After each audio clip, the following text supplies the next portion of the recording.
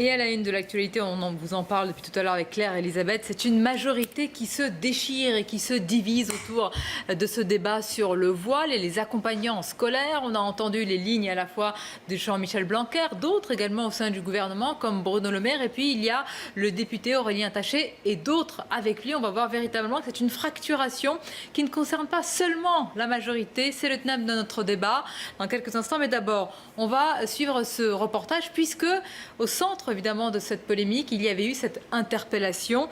Eh bien, la femme voilée s'est exprimée depuis. C'est un sujet de Guillemette Allard. Les images sont devenues virales, mais Fatima était la seule qu'on n'avait pas entendue. Elle a décidé de revenir sur l'incident provoqué vendredi matin par un élu du Rassemblement national qui lui avait demandé, contre la loi, d'enlever son voile. Venue à la demande de la maîtresse qui ne trouvait personne pour l'accompagner, Fatima insiste sur sa volonté de ne pas paniquer devant les enfants. J'étais là sans être là.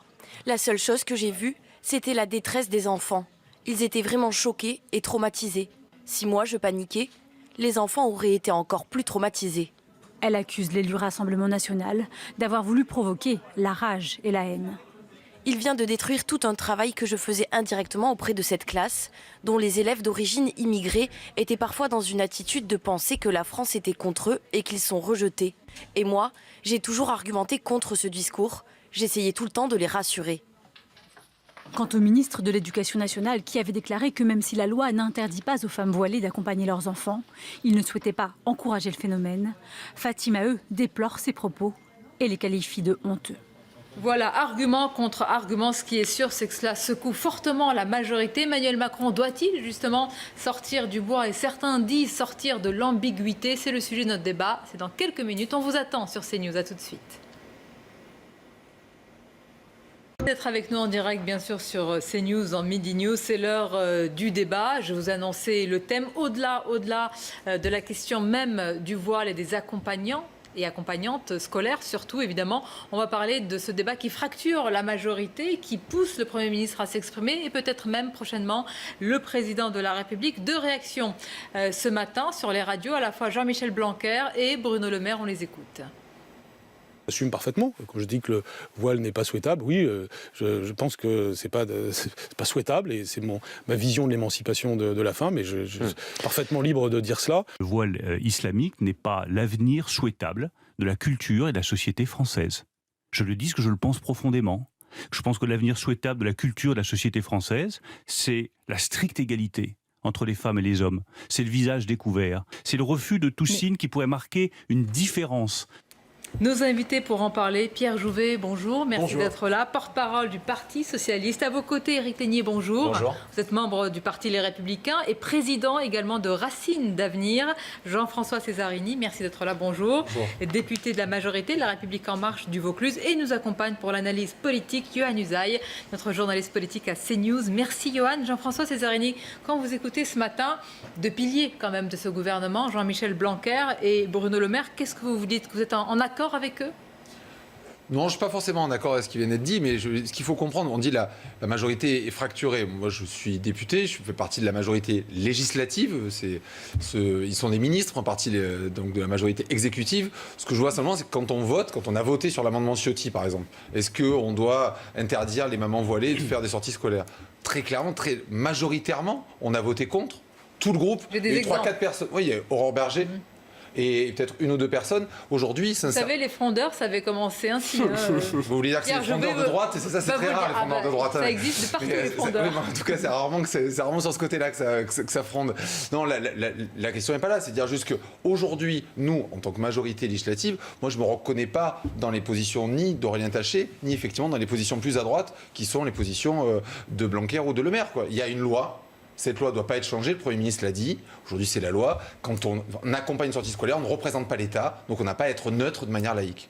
J'entends vous dire que ce sont des positions de droite. Éric Ténier, c'est votre avis, ce que dit Jean-Michel Blanquer et Bruno Le Maire. Vous êtes parfaitement sur cette ligne-là. Oui, ce qui est intéressant, c'est qu'il y a une réapparition du clivage gauche-droite. Le en même temps ne fonctionne pas sur les questions de laïcité, d'islam, d'identité. Bruno Le Maire est assez cohérent. Moi, en tant que républicain, j'avais participé un peu à sa campagne comme militant des primaires. Il était extrêmement dur sur la question de l'islam. Jean-Michel Blanquer a toujours été ferme. Et finalement, celui qui est étonnant aujourd'hui, c'est Édouard Philippe, le Premier ministre, qui a l'air finalement de se ranger, de passer définitivement l'arme à gauche. Mais finalement, ça semble assez logique. Il y a encore de la marge. Non, mais c'est une expression, mais ça semble assez logique quand on sait qu'il soutenait Alain Juppé, qui défendait plutôt l'identité heureuse. Et moi, il y a quelque chose sur lequel j'aimerais qu'on s'intéresse un peu, c'est que dimanche dernier, le week-end dernier, eh bien, il y a sa candidate pour le Havre, pour les municipales de 2020, parce qu'il y a les enjeux municipaux qui comptent sur cette question de l'islam, hein, notamment chez les socialistes ou à gauche, qui ont quand même une vision clientéliste souvent, qui peut se produire, pas tous, hein, évidemment, mais pour la plupart. Pierre Jouvet va vous répondre, oui, dans un Alors, instant. Agnès Firmin-Bonneau, qui est une députée justement de la circonscription de Édouard Philippe, qui sera certainement la candidate pour 2020 au Havre, eh bien, s'est rendue dans une association, Havre de Savoie, qui a comme référence, qui glorifie Hassan al-Banna. Hassan al-Banna, c'est un des fondateurs des frères musulmans. Je trouve ça extrêmement inquiétant. Donc, est-ce qu'Édouard Philippe aujourd'hui, eh bien, finalement, n'est pas sur les positions de Jean-Michel Blanquer pour des enjeux électoraux, notamment s'il serait intéressé pour les élections municipales et revenir au Havre? On ne sait pas, mais il y a deux choses, parce que cette candidate n'est pas là pour se défendre. Il y a deux choses. Il y a ce que vous dites, il y a ce que vous semblez dénoncer quand même, disons-le clairement. Pour vous, apparemment, c'est de l'entrisme islamiste de la part de cette candidate? Ce que je dis, c'est que globalement... Pourquoi la pointer du doigt s'il y a une... De quoi s'agit-il précisément? Non, ce qu'il y a, c'est qu'il y a une association aujourd'hui qui a globalement des accointances, en tout cas idéologiques, avec les frères musulmans, et que cette femme qui vient pourtant d'agir, donc du centre droit, eh bien, a l'air de cautionner en se rendant à ce type d'événement le week-end dernier. Alors, on n'en a pas réellement parlé, il y a Gilles Clavel qui l'a remis en avant, mais je trouve que c'est important de voir cela, parce qu'encore une fois, les enjeux locaux, ça compte dans ce débat. Pierre Jouvet. Moi, je suis vraiment très, très inquiet quand je vois la façon dont ce débat tourne depuis plusieurs jours. D'où ça vient? Pourquoi est-ce qu'on est là autour de cette table? Ça vient qu'un élu conseiller régional, en mal de notoriété, a décidé de faire un coup politique vendredi dans un hémicycle de la région Bourgogne-Franche-Comté. Il a pointé du doigt une mère de famille venue accompagner des enfants dans une sortie scolaire. C'est-à-dire une mère de famille, certes voilée, mais c'est son droit le plus absolu. Et elle sort de chez elle vient dans un hémicycle républicain accompagner des enfants et on la pointe du doigt en faisant croire que cette dame, parce qu'elle porterait un voile, n'est pas une bonne Française. Mais qu'est-ce que ça veut dire tout ce débat? Ça veut dire qu'on veut jeter d'un côté une certaine partie de la population qui sort de chez elle, mais qui porterait un voile et qui veut pratiquer la religion musulmane, contre une autre partie de la population. Qu'il y aurait d'un côté les bons et les mauvais Français. C'est un non-sujet pour vous, Pierre Jouvet? Parce que quand on interroge les Français dans les sondages, il y a véritablement un questionnement, et majoritairement, ils sont favorables justement à cette interdiction, je le rappelle, dans cette enceinte scolaire élargie. Oui, aujourd'hui, il y a une loi. Aujourd'hui, il y a une loi. Cette loi de 1905, elle doit être respectée. Moi, ce que j'entends, c'est que des ministres de notre République viennent sur des grandes chaînes de télé ou de radio donner leur point de vue et donc ne pas respecter la loi de 1905 en disant ce qu'il serait bien ou pas bien pour des Français de porter comme tenue vestimentaire, ce qu'il serait bien ou pas bien pour exprimer sa façon de faire, de mettre en pratique sa religion. Mais la loi, elle doit être respectée. La loi de 1905, elle a été construite au cordeau. Cette loi de 1905, c'est un bien précieux que nous avons, la laïcité. Et nous venons là, dans un débat où des ministres sont en train de le dévoyer totalement et on est en train de jeter en pâture une partie de la population. Et en plus de ça, avec des sondages qui sont mis en avant, j'entendais ce matin aussi sur votre chaîne, avec le sentiment des Français, on mélange. Mis en avant des sondages et des questions. Oui, mais parce que c'est les questions de sentiment. On mélange immigration, on mélange insécurité, on mélange islamisme radical, on mélange radicalisation avec pratique de sa foi. On va essayer de pas tout mélanger en tous les cas dans ce débat. Yohann Usaï, est-ce que c'est un vrai sujet ou est-ce que, comme le dit Pierre Jouvet, c'est vraiment parce qu'il y a eu cette interpellation que le sujet est venu simplement sur la table politique et médiatique? Mais il y a vraisemblablement besoin d'un débat autour de cette question. D'ailleurs, c'est ce qu'a dit le Premier ministre hier à l'Assemblée nationale. Mais qu'est-ce qu'il a dit également? Il est allé un peu dans votre sens, en fait, puisqu'il a dit pas d'amalgame et il a rappelé très vigoureusement le droit. Il a rappelé l'état de droit en France et il a rappelé le droit précisément sur cette question du voile. Et effectivement, cette mère de famille qui se trouvait dans cet hémicycle au Conseil régional avait le droit de porter le voile. Donc il a dit il n'y aura pas de nouvelle loi, pas question de légiférer à nouveau. Et il a été obligé d'intervenir hier. Qu'est-ce que ça signifie? Ça signifie deux choses. Ça signifie qu'effectivement, il y a des divisions dans la majorité et on a bien vu aussi que le gouvernement ne parlait pas d'une seule et même voix, puisque la porte-parole du gouvernement a eu un avis différent de celui du ministre de l'Éducation, par exemple. Et ça signifie vraisemblablement une deuxième chose, le fait qu'il ait été appelé à trancher en urgence au sein de l'hémicycle. Ça signifie vraisemblablement, Emmanuel Macron ne parlera pas sur ce sujet dans les prochaines semaines, parce que d'abord, il a horreur qu'on lui dicte son agenda, et puis effectivement, ce n'est pas son intérêt de parler d'un sujet aussi sensible à un moment aussi explosif que celui-là. Mais écoutez, on a 3 personnalités politiques de différentes sensibilités. Vous faites partie des Républicains, du Parti socialiste et donc de la majorité. Il y a la question politique et il y a le sujet, j'allais dire, culturel. Quand on écoutait Bruno Le Maire ce matin, il disait qu'il fallait défendre, pour reprendre ses mots, la culture française. Ça voulait dire que pour lui, ce voile islamique était un symbole particulier et pas seulement un vêtement posé sur la tête d'une femme. Est-ce que pour vous, ça va au-delà d'un symbole, d'un simple vêtement? Déjà, c'est important de préciser cela pour comprendre le débat. Et si on comprend sur les choses sur lesquelles on est d'accord déjà. Il n'y a personne qui veut changer la loi, pas plus le Premier ministre que les ministres, que les députés. On dit cette loi, elle est là. Quand, à part peut-être Aurore Berger, mais enfin, quand il y aura le projet de loi Ciotti qui va arriver, en disant qu'il faut changer la loi, ça ne passera pas à l'Assemblée parce qu'il n'y aura pas de majorité. Jean-François Cézanne, il précisait que pourquoi est-ce que, selon vous, il n'y a pas de changement de loi? Parce qu'on sait que ça provoquerait... Parce qu'il n'y a pas de majorité aujourd'hui. Pas seulement sur le terrain, c'est compliqué. Sa loi ne passera pas. Pour votre majorité, ce serait très compliqué ce genre de loi aujourd'hui. Je ne vois pas pourquoi ce serait compliqué. Bon non, c'est juste un problème de droit. Aujourd'hui, un accompagnateur, une accompagnatrice sortie scolaire ne représente pas pour nous l'État. C'est l'État qui doit être neutre, laïquement, pas n'importe qui dans la rue, pas n'importe où. Donc effectivement, là, c'est pas l'État. 1. 2, effectivement, ils parlent tous en disant on ne change pas la loi, il n'y a pas de problème avec ça. Après, il y a des sous-entendu, il y a des avis personnels, c'est ce que j'entends, autant chez Taché que chez les ministres. En disant, moi je pense qu'une société française, que disent les ministres, c'est plutôt une société où il n'y a pas de voile du tout. Et Taché dit, c'est bien, c'est des voiles ou pas, il y a une forme de diversité, culturelle, etc., etc. Mais ça ne change rien sur le fond. Genre, vous verrez que le vote ne sera pas partagé. Si, c'est un petit peu quand même. Oui. C'est un raisonnement mais moi, ça me dérange pas de dire que loin, le clivage droite-gauche revient. Ça me dérange pas de dire ça dans la majorité. J'ai pas de problème avec ça. On n'a jamais dit qu'on était ni de droite ni de gauche. On est et de droite et de gauche. Mais vous, personnellement, alors c'est un symbole Non, mais moi, je pense que la culture française, elle est extrêmement diverse et que la culture française, c'est pas qu'un cliché avec un clocher, une église, une baguette de pain. Je pense que c'est beaucoup plus divers que ça. Je me rappelle, parce que vous adorez les sondages, il y a un sondage qui est sorti il n'y a pas très longtemps. Je n'adore pas particulièrement. Non, ne me prêtez pas d'appétence que je n'ai pas. Il y a un sondage qui est sorti il y a pas longtemps. Je crois que les politiques... Oui. Je n'ai jamais payé, mais enfin, imaginons. Il y a un sondage qui est sorti il y a pas longtemps en disant, souhaitez-vous que l'on compte avec des chiffres arabes? 80% des Français ont dit, ben non. Oui, très bien. Mais vous avez raison. Parfois, on raisonne par l'absurde. Mais vous avez raison. On ne va pas faire dire plus au sondage que ce qui est quand même. Mais on comprend bien que la question est sensible, y compris dans la société française. Ce n'est pas, j'allais dire, exagéré de dire cela. Pour vous, c'est un symbole aussi ou pas, ce voile? Ou alors c'est un tissu et il ne faut pas en faire, j'allais dire, plus que cela pour les accompagnants Évidemment que c'est un symbole. Et d'ailleurs, on a compris que cette dame, elle mène un combat politique depuis ce matin. Pourquoi? Parce qu'elle a donné un interview, et pas à n'importe qui, pas au Monde, aux Parisiens ou au Figaro. Elle a donné un interview à un collectif de lutte contre l'islamophobie, c'est-à-dire qu'on peut s'attendre à ce que chaque mot qu'elle a pu dire ait pu être contrôlé. Elle n'a pas cherché à rester en retrait, elle est en train de mener ce combat politique. Et vous savez, moi ce qui m'inquiète énormément aujourd'hui, c'est que au final, même si on interdit le port du voile pour les accompagnatrices scolaires, ça ne changera pas grand-chose. On pense souvent à l'islam en parlant du terrorisme, du problème de djihadisme, mais je pense que ça cache avant tout la question, vous savez, de l'islam métapolitique, de l'islam culturel, contre lequel on ne peut pas réellement combattre aujourd'hui avec des lois. On le voit bien, vous parliez tout à l'heure de la laïcité, de la loi de 1905. Le fait est qu'en 1905, on n'avait pas anticipé les problèmes de l'islamisme. Et que l'islamisme aujourd'hui et les islamistes, ils profitent totalement d'une société libérale. Alors, attendez, vous êtes passé du débat sur le voile, l'islam à l'islamisme.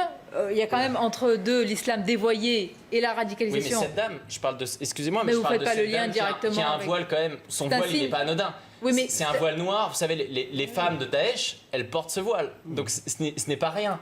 Donc à un moment donné, et derrière, qu'est-ce que c'est l'islamisme? Vous allez nous dire qu'elle fait partie de Daesh tout à l'heure? J'ai pas dit ça, j'ai parlé d'un symbole. Est-ce que c'est un symbole? Tous les voiles, ne disent pas la même chose. Il y a des gens qui pratiquent leur religion calmement, il y a des gens qui sont radicalisés. Tous les voiles ne sont pas à mettre à la même ancienne, pardon. Il y a un vrai sujet majeur, et d'ailleurs c'est Bruno Le Maire qui le pointe. Moi je suis pas du tout d'accord avec ce que dit Bruno Le Maire ce matin. Il parle de culture, il parle de tradition. Mais qu'est-ce que ça veut dire? Qu'est-ce que ça sous-entend? Ça sous-entend que notre culture à tous, de manière hétérogène, elle serait une culture catholique, bien pensante, c'est ce que vous disiez. L'église, la baguette de pain, le béret. Mais qu'est-ce que ça veut dire? C'est ça la France? Non, mais c'est pas ce qu'il dit, mais c'est ce qu'il sous-entend. C'est ça? Est-ce que c'est ça? Mais moi, vous savez, quand un ministre comme Jean-Michel juive et quand un ministre comme Jean-Michel Blanquer fait un cadeau de 150 millions d'euros à l'école catholique privée en France, eh bien, je suis tout aussi choqué. Moi, je vais vous dire fondamentalement ce que je crois. Je crois que nous devons laisser vivre dans notre pays des gens qui peuvent penser de manière différente, que nous devons laisser vivre dans notre pays des gens qui, chez eux, pratiquent toutes les religions qu'ils souhaitent. Où s'arrête cette liberté et où commence le communautarisme? C'est la question. Mais cette liberté, elle s'arrête dans les lieux publics, elle s'arrête au moment où sa religion est exprimée de manière, en exprimant du prosélytisme dans la rue, en exprimant du prosélytisme peut-être dans des débats. Mais ça veut dire quoi? Si on interdit le voile partout, ça veut dire que Latifa Diaten, qui vient porter une parole de paix dans toutes les écoles de notre République, la maman du militaire assassinée par Mohamed Merah, qui lui était un islamiste radicalisé, ça veut dire qu'on lui a interdit d'aller parler parce qu'elle ne serait pas, elle, une bonne Française. Eh bien, à force de mettre ces sujets de manière aussi caricaturale sur la place publique, les Français vont s'affronter et on sera dans une guerre dans notre pays qui sera terrible. Et moi, je veux que les gens se respectent les uns et les autres, quelle que soit leur religion, quand même une précision, quelle que soit leur croyance. Yohann Uzey, on voit bien que le débat est vraiment hystérisé. Il a toujours été dans notre pays. Dès qu'on parle de ce sujet, c'est un sujet sensible avec des avis tranchés et souvent clivants. Est-ce que le président de la République doit, dans sa majorité en tous les cas, siffler, si je puis dire, la fin de la récréation? Est-ce qu'il est prévu qu'à un moment ou à un autre, parce qu'on a souvent parlé ici même avec vous de ce discours sur la laïcité, justement, qu'il prenne position sur ce sujet lui-même? Mais ce discours du président de la République sur la laïcité, c'est vrai qu'il est annoncé depuis quasiment le début du quinquennat. L'Élysée, au début de son mandat, effectivement, répétait à l'envi qu'il allait s'exprimer dans les prochains mois sur la laïcité, etc. Et puis ensuite, ils ont abandonné l'idée. Ils ont abandonné l'idée en jugeant que le climat en France ne s'y prêtait pas, que ça n'était pas le bon moment, que c'était sans doute un sujet qui était trop clivant dans le contexte actuel. Et puis aujourd'hui, on entend dire qu'il pourrait à nouveau s'exprimer. En réalité, il s'est exprimé hier grâce au Premier ministre, parce que le Premier ministre a relayé en somme la parole du président de la République dans l'hémicycle hier. Quand il est appelé à trancher parce qu'il y a un différend au sein de la majorité et au sein du gouvernement, on n'imagine pas une seconde qu'il le fasse sans l'accord, sans l'aval et sans être en adéquation avec la parole du président de la République. Donc il a tenté de temporiser hier,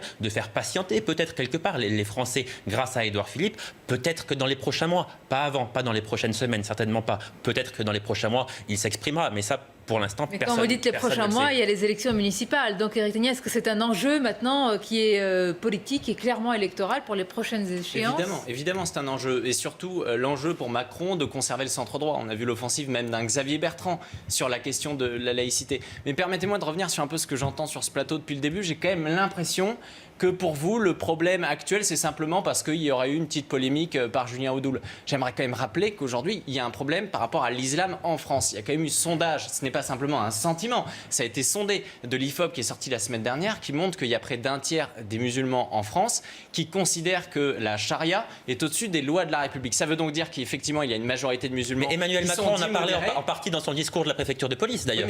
Oui, d'ailleurs, mais c'est intéressant. Il parle d'idées islamistes et après, aujourd'hui, il ne fait que de parler d'amalgame. Pour moi, c'est vous qui faites l'amalgame. En essayant de faire croire que parce qu'on va lutter contre ce voile islamique dans les lieux publics, on serait islamophobe. Ils vous répondent, Jean-François Césarini et puis Pierre Jouvet. Non, vous le disiez, sur le discours qu'il a fait à la préfecture de police, il a dit on n'est pas en guerre contre une religion, on est en guerre contre une radicalisation. Et comprenons que pour lutter contre la radicalisation, les musulmans français sont nos meilleurs alliés pour lutter contre la radicalisation. C'est eux d'abord qui souffrent du terrorisme, c'est eux qui meurent plus que les autres. Je veux dire, arrêtons de vouloir faire une guerre de religion. Si on veut faire une guerre de religion sur nos territoires, on va faire plaisir autant aux extrémistes d'ici.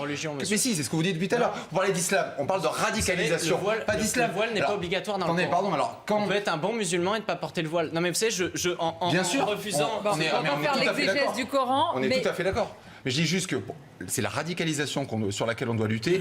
Et vraiment, les musulmans français peuvent nous aider là-dessus. Si on veut faire juste un clivage musulman, non musulman, on ne comprend pas ce qui se passe dans ce pays. Être radicalisé si une femme qui porte un voile islamique noir comme elle l'a fait dans un conseil régional ne l'est pas, et si vous la considérez comme une musulmane modérée. Est-ce qu'elle a fait du prosélytisme? Est-ce que vous l'avez vu venir des réseaux terroristes de ce débat? Son interview ce matin qui est clairement une lutte politique sur le site du collectif de lutte contre l'islamophobie. Moi, je crois qu'un islamisme radicalisé ce sont des femmes, et elles sont peut-être des milliers dans notre pays, qui sont enfermées chez elles, qui ne sortiraient sans doute pas sans l'aval de leur mari, accompagner leurs enfants dans des sorties scolaires, encore moins dans un hémicycle de la République française. Ce sont des femmes qu'on ne voit pas, dont on ne voit pas le visage. Ce ne sont pas ces mères de famille qu'on voit dans nos villes, qu'on voit dans nos quartiers, qui sortent, qui accompagnent leurs gamins dans les écoles, dans les sorties scolaires, qui viennent dans nos manifestations culturelles et qui, elles, sont des Françaises à part entière et qu'on ne doit pas jeter en pâture pour se faire plaisir et aller chercher quelques mois. Pas de nouvelle loi en tous les cas. Le Premier ministre a fermé cette porte. Le débat, malgré tout, se poursuit, notamment sur notre antenne. Merci d'y avoir participé. Merci beaucoup. Merci à vous, Yohann Usaï, également pour l'éclairage politique. Restez avec nous. C'est Claire Elisabeth qui prend le relais. Je vous dis à demain avec grand plaisir à partir de 11h30 pour Midi News. Il est pile 13h30, bienvenue si vous nous rejoignez sur CNews. Voici les titres de l'actualité. Violence physique ou sexuelle, vol, cambriolage, la criminalité grimpe en flèche à Paris depuis le début de l'année. C'est ce que révèle un rapport de la préfecture de police. Tous les quartiers sont concernés. La mairie demande un renforcement des effectifs des forces de l'ordre. Nous retrouverons Colombe Brossel, adjointe à la mairie de Paris, pour en parler dans quelques instants. Le port du voile dans l'espace public, dossier ultra chaud qui met la majorité dans l'embarras. Certains réclament l'intervention d'Emmanuel Macron afin de mettre les choses au clair. Cet après-midi, un rassemblement est prévu à Besançon pour soutenir cette mère de famille voilée prise à partie par un élu du Rassemblement national de Franche-Comté vendredi dernier.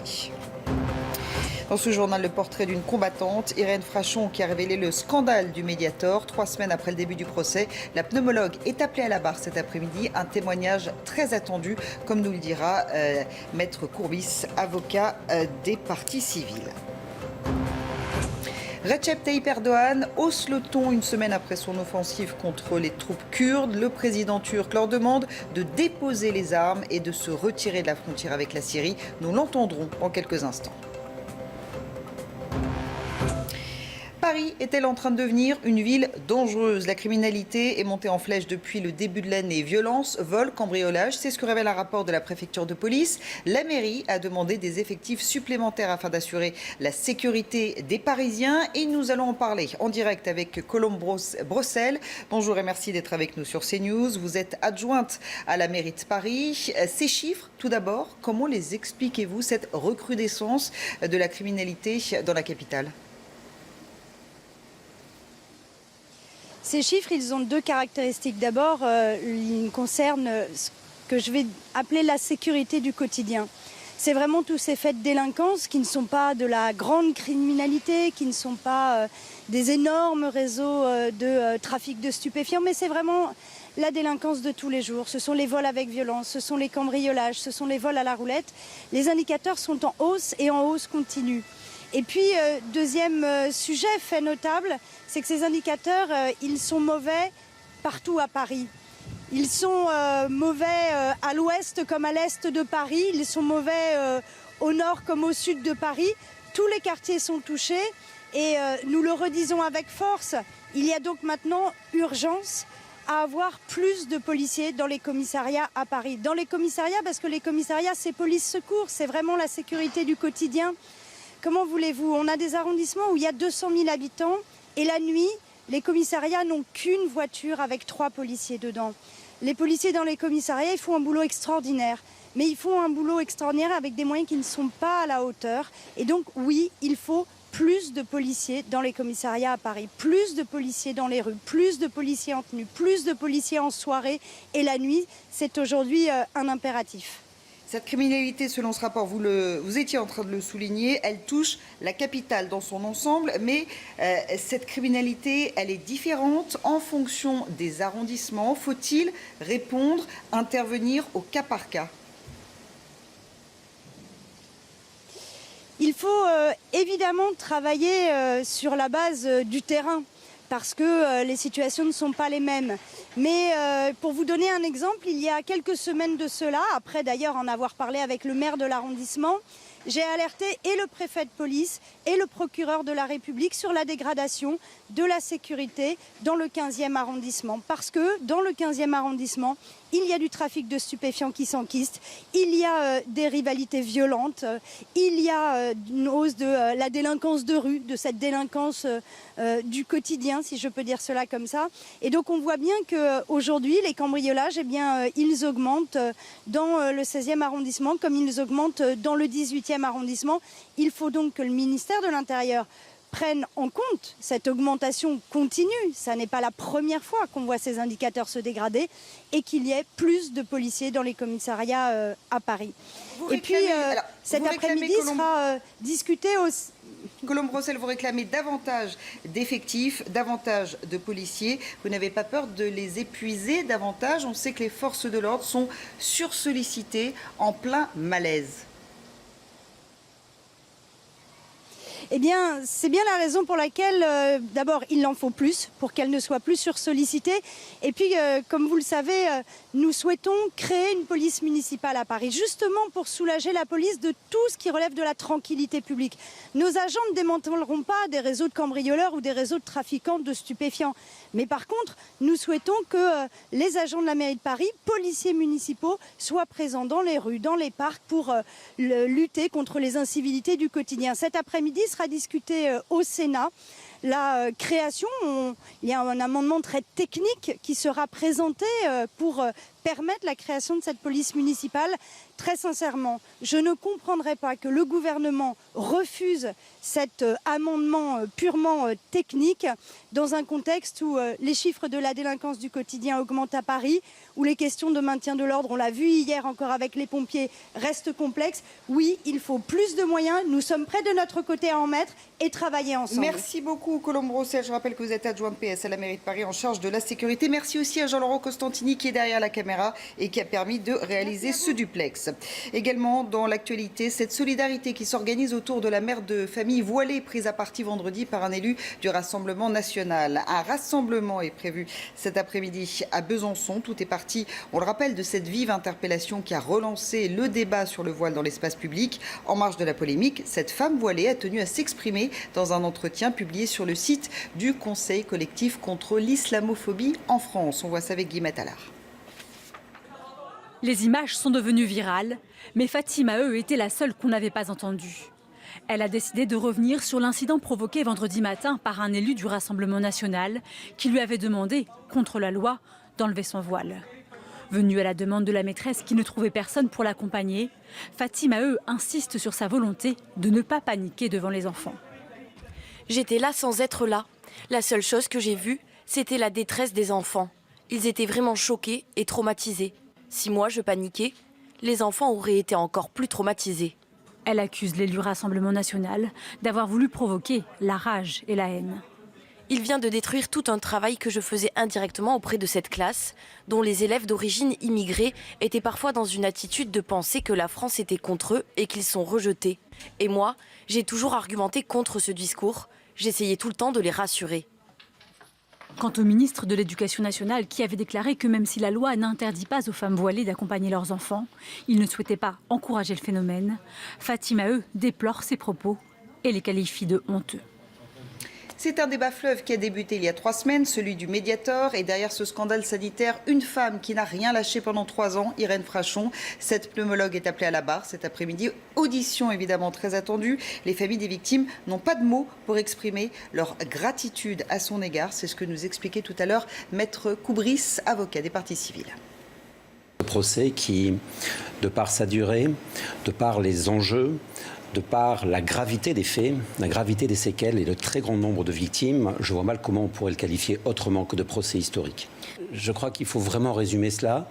Sans le docteur Frachon, il n'y aurait pas le procès. Oui. Ça, c'est une certitude. C'est une personne qui a aidé toutes les victimes. Et j'insiste, gracieusement, toutes les victimes. Elle leur a apporté son soutien. Elle s'est battue contre des murs. Elle a fait ce que moi-même, je vais l'avouer, j'ai sûrement échoué en d'autres circonstances, tant la force des laboratoires est grande.